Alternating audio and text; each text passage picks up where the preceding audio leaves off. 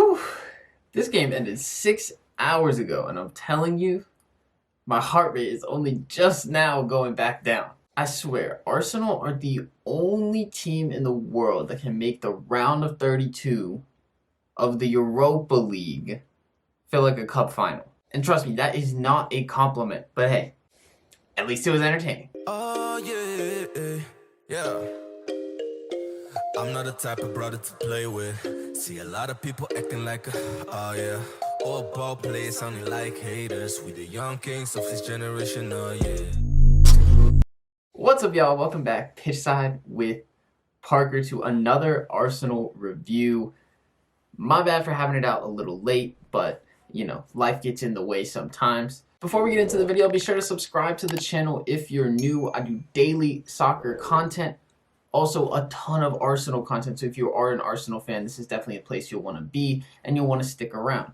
Also, be sure to drop a like on the video before we even get started, because that's what we do around here. Now let's jump into the review. So like I said, my bad for being a little late on the review for this one. Playing at 1 p.m. Eastern time on a Thursday is really just not ideal. Like, I had work, I couldn't really get out of it. But I managed to work my lunch break so that I saw exactly the last 30 minutes of this game, full focus, and I kind of just had it on the rest of the time while I was at work. But I wasn't paying too close attention in the first half and the first part of the second half, unfortunately. The way it felt as I was just following this game along in the first half, again, wasn't paying super close attention, but it felt pretty routine just from the little glimpses I was seeing and what I was listening to the whole time. You know, Arsenal were really controlling this game. They actually came out very positively. Aubameyang scored a nice goal, wonderful chipped finish, and Saka, the through ball of dreams. This kid, I've already said this part so many times, but I just run out of words to describe him. I love him so deeply, and he is genuinely carrying this team. Anyway, a great finish from Aubameyang, and it was really nice to see because obviously he missed so many chances in the first leg against Benfica, and you know, people have been on his back a little bit after that, and after he was pretty invisible during the Manchester City game. So I was really glad to see him get back on the score sheet. And then even though Arsenal controlled most of the half, a wonderful free kick from Diogo Goncalves. I mean, that's one you just kind of got to tip your hat. Now, it was a dumb foul from Ceballos, and even though I may not be the biggest fan of Leno, I usually feel pretty confident in him on free kicks and anything like that. So it was a golazo. What more can you say, really? I mean, it was a tough time to concede. Like I said, it was a free kick that you didn't want to give up at the edge of the box, but I mean, what a hit. And then it was 1-1 at halftime. And it just gave you that little sinking feeling as an Arsenal fan. It feels like in these games, it's like it just can't go smoothly. You know, something had to go wrong at some point. And that was just the start of it, because the second half starts, and who else but Dani Ceballos makes another error, heading the ball back, trying to get it to Leno, and just puts it straight in through to Rafa Silva. He rounds Bernd Leno, who clearly had some PTSD from his red card against Wolves, where he looked very hesitant to challenge Rafa at all outside of the box, and that's probably a smart move on his part. But anyway, a tap in for Rafa, and all of a sudden Arsenal down 2-1, and they got to score twice just to win the fixture because of this stupid away goals rule that I talked about in my last video. And this was just so jarring for me personally, because I turned the game on and started my lunch break quite literally 30 seconds before that Ceballos mistake. So I was just thrown straight into the deep end of this game. And I just had that sinking feeling in my stomach. I was thinking, oh, this is all going wrong. We need to score twice. It's just not going to happen. Then Arteta decides that the man to change the game is going to be Willian. And I imagine a lot of you out there had a similar rage to me in that moment, where they doubled down on the Ceballos error with bringing on probably one of the least favorite players at the club right now, in most people's viewpoint. And then Partey came on at the same time, to be fair. And also, honestly, Willian, look, hands are up. He did all right, okay? He assisted the upcoming goal to Tierney, and he was buzzing around a little bit. He actually looked like a pretty competent player. And so, you know, I can be realistic, I can be honest.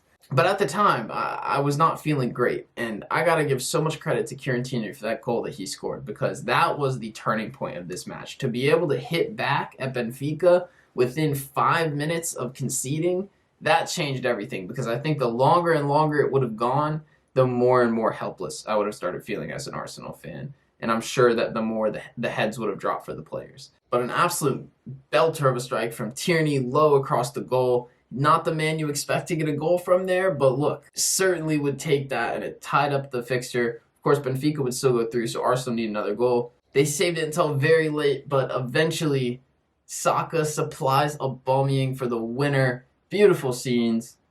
Arsenal go 4-3 ahead and go ahead and move on. And the crazy part was that Saka was actually playing at right back at this point, because Arteta had just thrown caution to the wind and took off Hector Bellerin for Lacazette towards the end of the game, chasing a goal. And when he made that sub, I can't lie, I was texting some of my friends and saying, I don't know why he's putting Saka back, because I understand the point of bringing on a forward for a defender. That's great and all, but leaving our best player, and don't get it mistaken, Saka is the best player at Arsenal right now, and he was the best player in this game, and he's the reason that we won. To put him at right back when you're chasing a goal is very questionable. I know that we were going to have the ball. I know that he was probably just going to be playing up the field most of the time anyway, but he did have to do a little bit of defending, and I was thinking at the time, what is this all about? But yet again, doesn't matter where he is on the field, doesn't matter what the circumstances are, how bad it looks for Arsenal, Saka delivers. MVP of the season. I'm telling you, he's already built such a good legacy for himself at Arsenal. This was just yet another big moment for him, and it was a delicious ball to Aubameyang. He doesn't usually miss from there. I can't say he never does, because considering this was at the Olympiacos Stadium, I'd be remiss if I say that he's never missed from there before, but he nodded it in after the VAR check. All was good, and we moved on. So, it was it was dramatic. It was stressful. Seriously, this felt like a cup final. It really made me reflect after this game. If you look at these messages, I sent these to Vic after the game. And as I was saying how stressful it was, I was like, wow, this really shows the level of Arsenal, because there is no reason that we should be fretting this much over a round of 32 game in the Europa League of all competitions, right? This is not a premier destination, and yes, the game was exciting. It was a cool matchup and everything, but this is not where I think any of us want to be, but it's where we're at. And it just shows you how desperate Arsenal is for something to cling on to. As I was saying earlier, I just feel like in big games, Arsenal has this almost like an inferiority complex that's been built up and built up and built up over recent years. And yes, there have been the FA Cup successes, and honestly, I was hoping that with the FA Cup that Arsenal won last year, that would hopefully start to go away, and hopefully Arteta would be taking Arsenal into a newer mentality and into an era where they show up for big games and they don't come in scared. And although that FA Cup was built on a very defensive and counterattacking mentality, they did it 3 games in a row against really good teams. And that was what was impressive about it. And that's why I was so excited at the time. But if you look at where we are now, you look at the way that Arsenal has set up and played in some of the bigger games this season, it's getting a little more competitive when we play, the Chelseas and the Uniteds of the world. We've had some good results there, but we still haven't quite been able to kick it up against Liverpool, against Manchester City. And this game is one that I would consider of that level of the United or the Chelsea game. It's a big game. It's not the biggest stage, but it's a really big game. And given that Arsenal kind of got knocked down early in the second leg of this fixture, and we're still able to respond and come back and perform, unlike last year against Olympiacos, to me that is hopefully a step in the right direction. And I hope that this is a continued beating down, wearing down of that old mentality of we don't perform in these games. Something always goes wrong. And there was something to me that was just very cathartic about it happening in Olympiacos, in their stadium,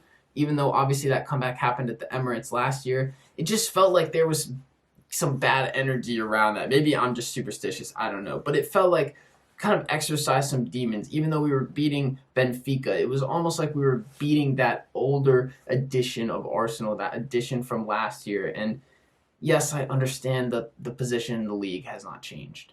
I understand there's still been a lot of struggles this season, and You know, a couple months ago, people were calling for Arteta's job, lest we forget. But if we're trying to look at it positively, and again, we're just comparing to last season, this is a step forward. It's a step in the right direction, and I can only hope for more to come as we head into the round of 16. Draw will be tomorrow, and there's some really good teams left. There could be some really interesting matchups. I mean, Unai Emery is still in the competition, you know, so it could be a long day from Arsenal as they try to move forward in this competition. But I'm going to take the positives for now, and shout out to Saka for bailing us out.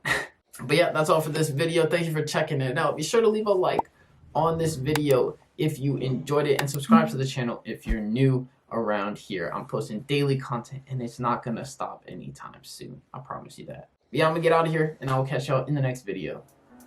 Peace.